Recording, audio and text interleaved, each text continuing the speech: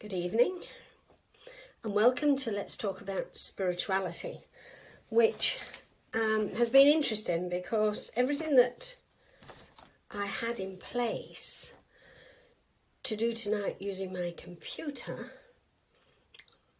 went to pot, which I find quite interesting. Hi Sonia, hi Eri, thanks for joining. Hi Karen. So I had it all set up. Hi Sharon, and then when I decided to connect the computer, it's moved over to the new dashboard, which I haven't had an opportunity to study it. So interesting that would happen tonight when we're talking about spirituality, help from our guides and teachers. What did I do? Decided it wasn't worth getting stressed about, and that what I would do is I would just use my phone and see how it went. So at the moment we've got Anita, Glynis, Doris, Juliet, Clara, Amanda and Bronwyn. I thought about this topic, I've been thinking about it for a little while, because with everything that's coming at us from all sides at the moment, the virus, second waves, businesses going belly up, flights probably not getting back to normal for 2 years. In all of that, it seems as though we've forgotten our connection to the divine. Hi Pia, hi Haresh. We've forgotten that, yeah, we're in challenging times.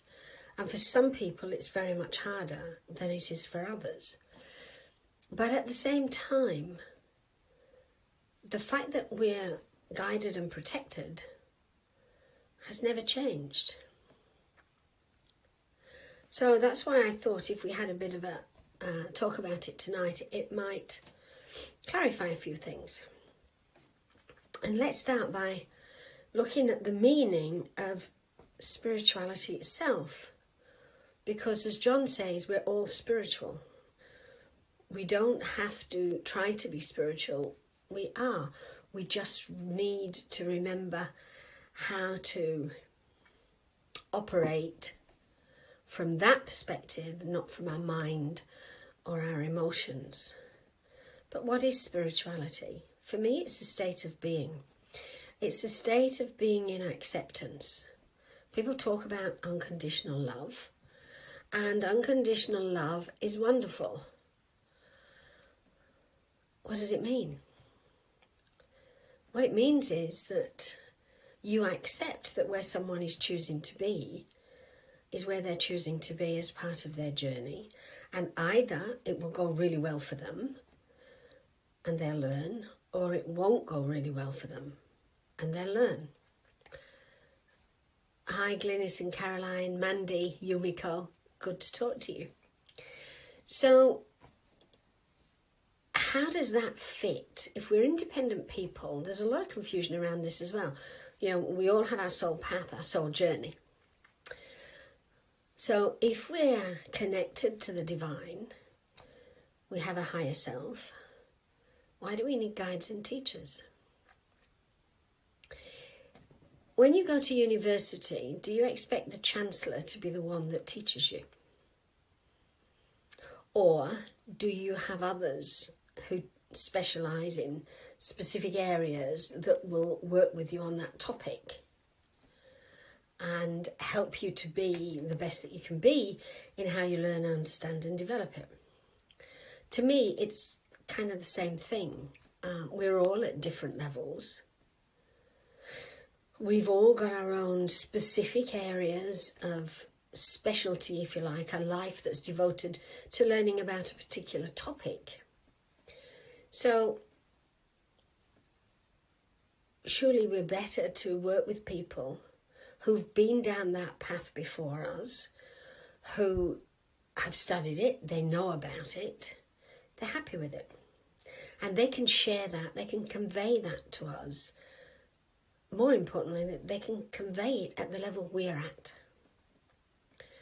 So for me, my higher self is able to be in communication with the divine, no problem, because my higher self doesn't live in a physical world, lives in an altered state of awareness where everything is possible, doesn't know the word no or I can't, and so is able to resonate at that frequency, whereas my personality self lives in a world of matter, where things matter, where I can say, I can't do that, it's not possible.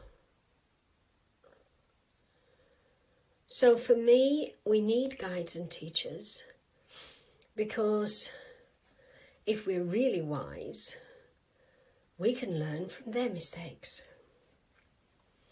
They're ahead of us because they've already walked the path that we're walking. They've met the challenges that we're meeting, maybe in a different time, a different era, it doesn't matter, they've met them. And so they have a deeper understanding, and they know the shortcuts that they took that didn't work, and the steps that they took that did.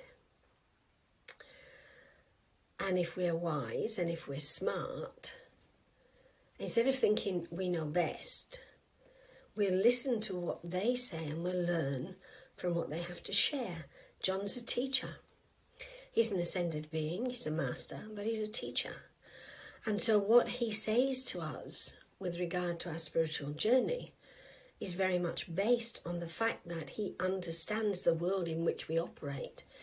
And so his purpose is trying to help us to navigate that world without so much cost to ourselves. So, is it possible, therefore, for us to know God wholeheartedly? I don't know the answer to that. All I know is that I don't resonate at the same frequency. So I would suggest that whilst I might know of God or the divine, I don't know God or the divine. I know enough to take me to the next level, and when I get there, I'll know more that takes me to the level after that.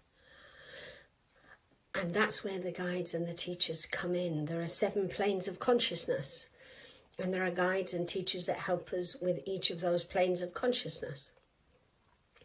That's a whole different conversation.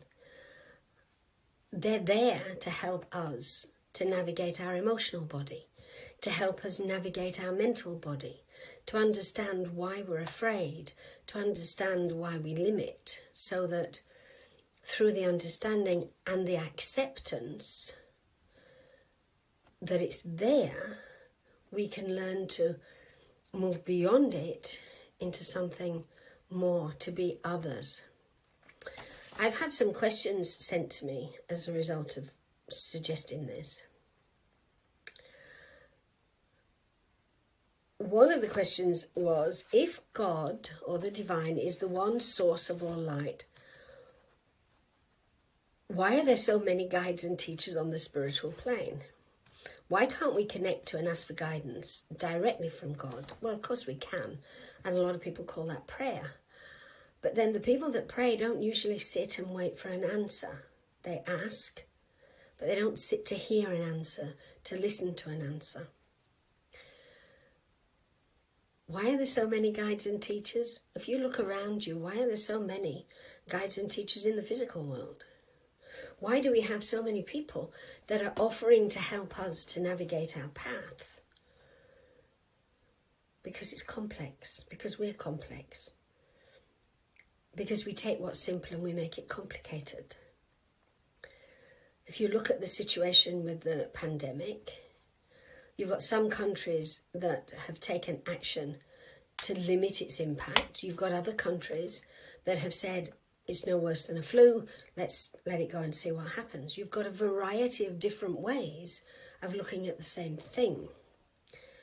And at the moment, we don't know which is right or wrong. All we know is that we are restricted and limited because of it. Perhaps in 5 years' time, we'll look back and we'll say, well, if we'd done this, it could have been different. The only way to avoid that is if we as individuals sit, connect to our guides, our teachers, and ask, what is it that we can do in this moment because of this situation? And ask to be guided, which of course leads to the next question, which is, what's the best way to let go of our control or our ego and work together with the guides and teachers, instead of arguing, instead of getting an answer and then talking ourselves out of it, or, well, that's probably not the best answer, or oh, I can't do that, that's not reasonable. And what that comes down to is a decision. Either we choose to be guided or we don't. If we don't choose to be guided, we're not going to get shot at dawn, as often as I might say that to people. We just choose not to be guided. We tell our guides and our teachers, no thank you. We're going to do this ourselves. We've got this. Thank you very much. And then we make our own choices and decisions. We reason it out, or we fear it out. We think it through. We feel it. We go through our doubts and our uncertainties, and we will learn and we will grow. Or we can learn through somebody else's mistakes, ask for our guidance to help us to navigate the path that's in our highest good, and more importantly, for the highest good of everyone else, and then accept what comes to us and try it. And that's where the problem lies, because unless you take the guidance as it's given and do it, you're not going to know if that guidance has come from your guides and teachers or from your mind or your emotions. If there's a criticism, then it's not come from spirit. Because our guides and our teachers don't criticize, don't condemn, don't blame, and don't judge. If we sit in meditation and we're told we've got it wrong, that we've done the wrong thing, we've made a mistake, you can absolutely go to the bank on the fact that that's your head. Because your guidance may say, you could have done it this way. It will never say, you got it wrong. And that's because in spirit there is no right or wrong. There's only learning and acceptance. If any of you have got any questions, type them and ask them. What I'm thinking is that once a fortnight, what we might do is make this more of a Zoom situation where we can get together and have a chat and then just post it afterwards. And I don't know yet whether we'll use the same system as creating New Together or whether it will be Zoom. Excuse me, but if it is Zoom, we'll probably just put it onto YouTube. So if you've got any questions, let me know as I'm talking. I've got another question here that somebody has said. Thanks, Haresh. Yeah, there is no right or wrong in spirit, just learning and acceptance. We've got Michelle, we've got Marianne, we've got Yumiko and Amanda. Great. We've got quite a little group here, haven't we? Not everyone meditates, prays, or has a spiritual practice. This is the question. In this case, how do our guides and teachers work with us? It's actually easier for them. Sounds contradictory, but it's easier for them. Because that's when we get dreams or aha moments, which is a topic of the month at the moment with the Creating New Together. Our guides find it so much easier to talk to us while we're asleep because we're open, we're receptive. The other way that they do it, we can be reading a book and suddenly something will jump out at us. And it will be, if we stop and look at it, prompting us towards something that we've been thinking about. We might be having a conversation with a friend and they might ask us something. Or they may share something that's happening with them that prompts us to move forward. Spirit will always find a way to give us an answer. And the one where you're talking to somebody is one that I've noticed over the years. I've always said I've never needed to go looking for an answer, because if I need to know something, Spirit will put it in front of me. My guides, my teachers will put it in front of me. And they do. I can be talking to somebody and in conversation out pops something that I wasn't even thinking about or inquiring about, but I need to know because it's relevant. And there it is. So even if you're on a spiritual path and you meditate or you pray and you've got a spiritual practice, if you don't think your guidance is talking to you, start paying attention to what people in your life say to you. We all have challenges. We can sit, we can look at how challenged we are, we can feel sad, we can feel sorry, we can feel angry. All of that's allowed.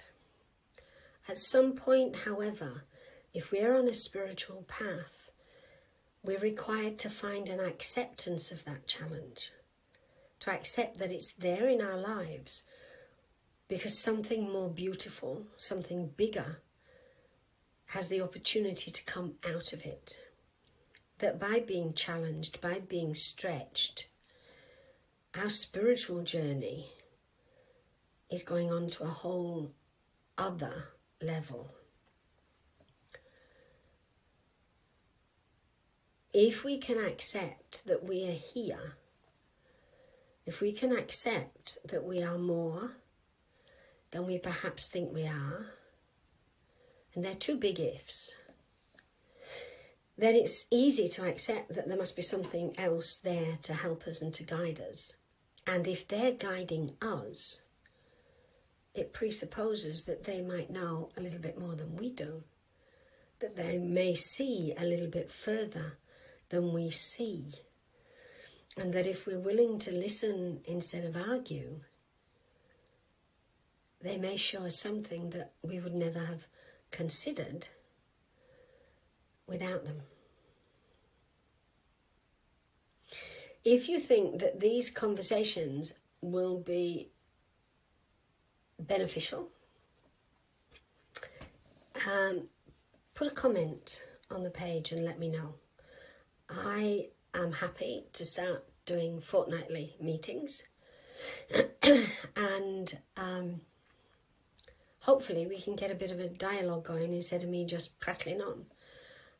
Sandra's joined us and she's put, I don't think she meant this, she's put hell all. I think she means hello all. Don't you think that's beautiful? I do. Amanda says she often just happens to read or hear something which is Spirit talking to her. Absolutely. Absolutely. We're never alone. We're never given more than we can handle. We may not like it, and we don't have to like it.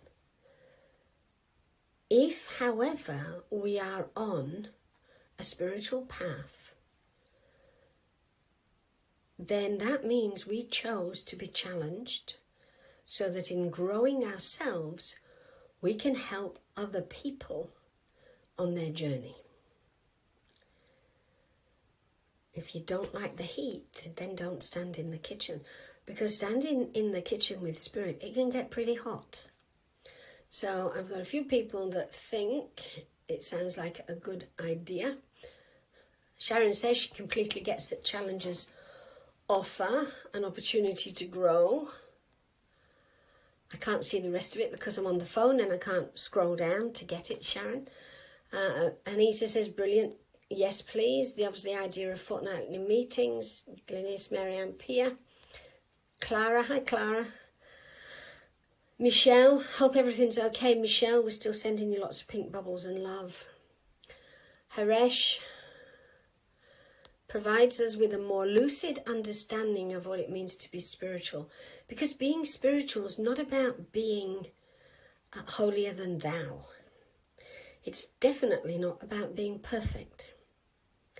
It's about a spiritual being having a human experience. And that means we're going to make mistakes and we're going to fall over. It means that we have a choice. We can stay down or we can get up. It means that we can be the light in somebody else's life and the opportunity for someone else's growth. Doris, yes, thank you. That would be wonderful. Good. Sonia, just wondering if we have so many guides and teachers because they want to make sure we don't argue. Yes, Sonia, can you put the next bit again, please? Because I've missed it. If we have so many guides and teachers because they want to make sure we don't... No, we don't have so many guides and teachers because they want to make sure we don't argue. We're allowed to argue. We're allowed to say no. In fact, John will tell you that for a certain period of time, I resigned regularly. And 5 minutes later, I signed on again. We're allowed to argue.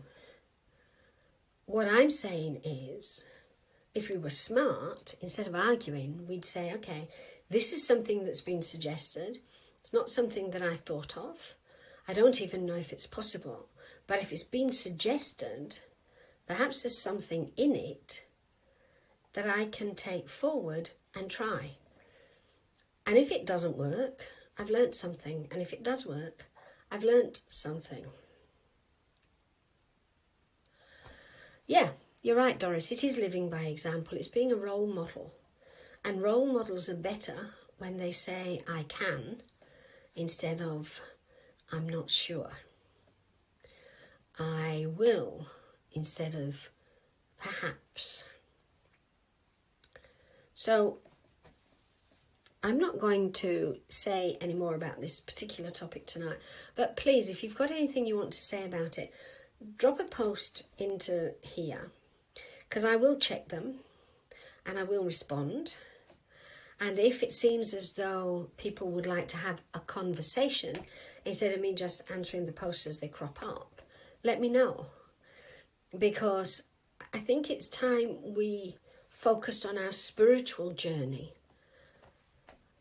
and brought into what we're living physically all of the tools, all of the opportunities that Spirit provide for us whilst we navigate.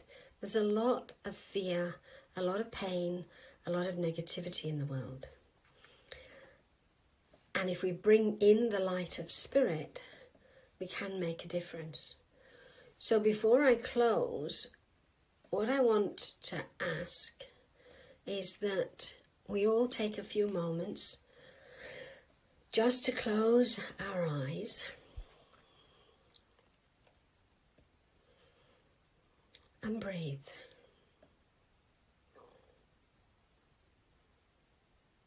Relax your shoulders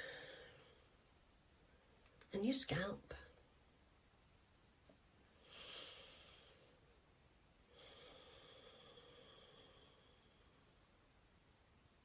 Feel the space in which you're sitting. Feel the energy of where you are in this moment.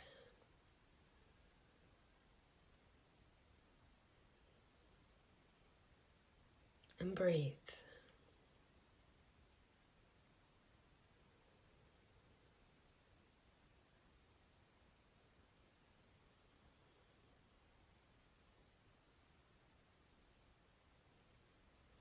Let go of any thoughts.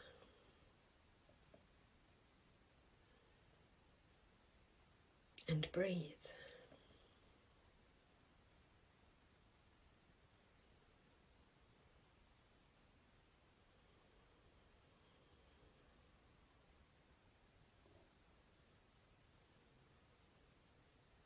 I came across a fact today.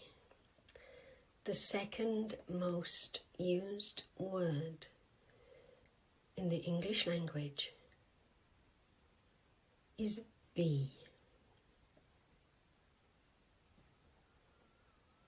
So as you sit, as you breathe, say be, B-E, be, 3 times.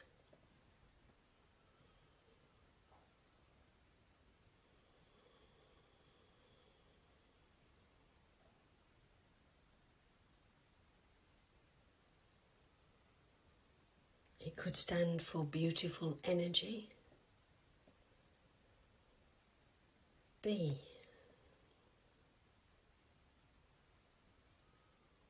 It could stand for beneficial energy.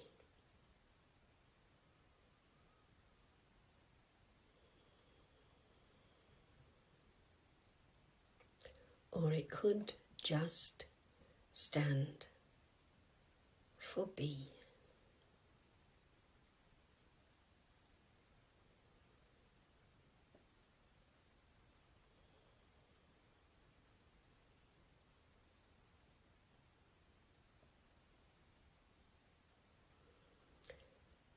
Thank you.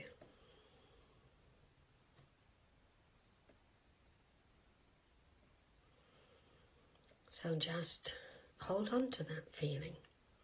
Take it into your day. Allow yourself to be. And share that being in kindness and acceptance with everyone you meet. Thank you for joining me tonight, and I look forward to doing this again in a couple of weeks' time. Take care and be.